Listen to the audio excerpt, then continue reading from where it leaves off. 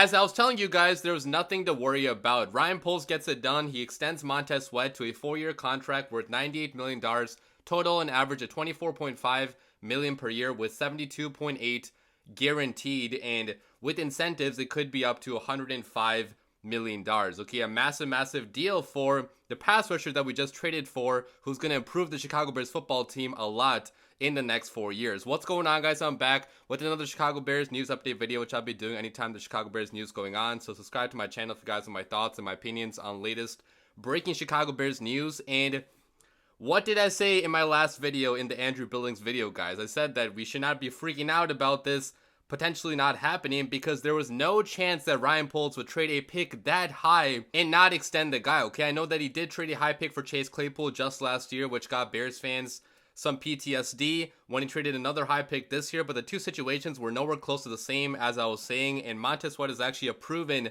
good football player in the prime of his career, so it made total sense to extend him when he traded for him. And it took a few days to get the deal done, and people were freaking out in that time span and taking quotes out of context from Montez Sweat's intro press conference about him potentially not wanting to sign here. I mean, I don't know why people are freaking out about this and going crazy online, but that's what the Twitter world does. That's what social media does. But negotiation can take some time, guys. You're going back and forth and trying to get to a price that's good for both sides. And in this case, I think this is a pretty good price for both sides. Yes, it is on the pricier side, but the market in the NFL is exploding for every position besides running back, right? Like, we're seeing pass rushers, quarterbacks, receivers just getting crazier and crazier contracts because the salary cap keeps on going up because people keep on watching, consuming more football. So the NFL keeps on making more and more money. And so obviously these players are going to be paid more as well. And by the time, Micah Parsons and other guys get their extensions done in this offseason, you guys are going to see that $25 million per year for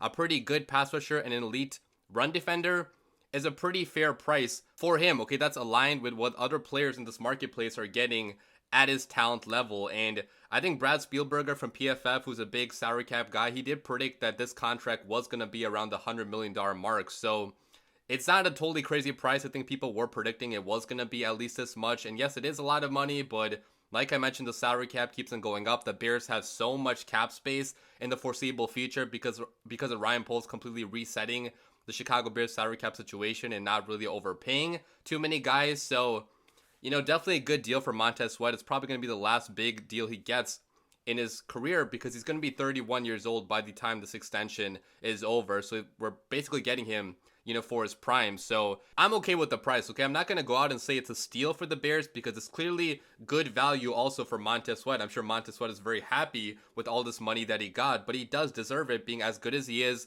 in both the run defense and rushing the passer. And I think that's a big thing that people overlook, okay? People are like questioning why we're paying so much money to a guy that's never gotten double-digit sacks ever before in his NFL career. Well, first of all, he's on pace for double-digit sacks this year.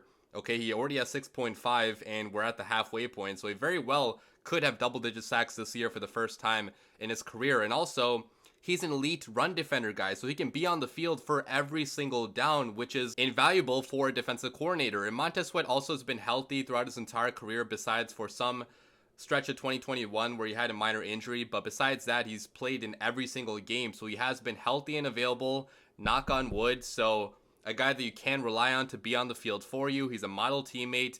People in Washington talked about his work ethic, how good of a teammate he was, how good of a competitor he was. So all in all, a great deal for both sides. Okay, I know that some Bears fans still might be a little bit mad about the price, but what else are we going to use all the salary cap that we have on? Okay, are we going to use it on more Al-Quadin Muhammad's?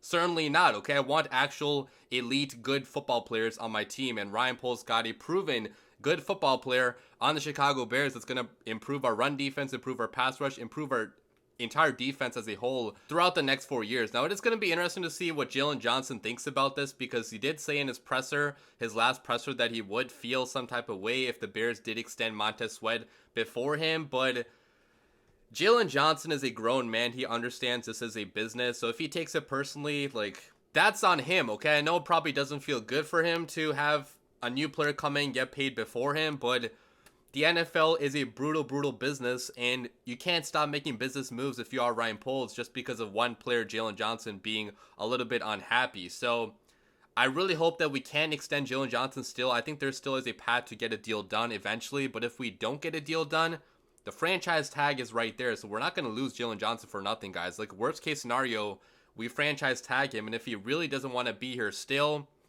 then trade him away for whatever you can get, at that point. But I'm still happy that the Bears did not trade him and are still going to be looking to extend him right now because he is a really, really good football player at a premium position, cornerback for the Chicago Bears. He's been getting better, every single year. So it does suck that he's unhappy, but if his play is still good on the football field, that's all that really matters right now. Okay, I know that sounds like heartless, and I obviously hope that Jalen Johnson does get his money and he's happy, eventually with the Bears. But again, like, I'm not going to say that extending Montez Sweat and extending Andrew Billings, for that matter, too, was a bad move just because Jalen Johnson might be a little bit unhappy, that we extended them before him. So, all in all, guys, a pretty good deal by Ryan Poles trading for and extending Montez Sweat. I think it was a deal that had to be done because you were not going to get a Montez Sweat anywhere in round 2. And in free agency, I don't think Montez Sweat would have become available to you because he either would have been franchise tagged by the Commanders and then we would have had to trade for him anyways. So, that could have happened, or they would have traded him to a different team at the deadline and that team would have extended him. So to all the Bears fans out there that are questioning why did Ryan Poles not just wait until free agency, that's why, okay? Because there's a very, very tiny chance he would have actually become available in free agency. The premium pass rushers, the really, really good pass rushers, do not become available for free. It's not that easy. So leave your comments down below, guys. The Bears play tomorrow against the Saints. Montez Sweat should be starting in that game and playing a good amount of snaps. I hope he does get a sack, get some pressure on the quarterback. That'd be really, really cool to see him make an immediate impact in his first game. Maybe kind of like Khalil Mack. Obviously, he's not as good as a Khalil Mack, but if he can have even half of the debut that Khalil Mack did, the Bears could, maybe upset the Saints on the road. Leave your comments down below. As always, bear down.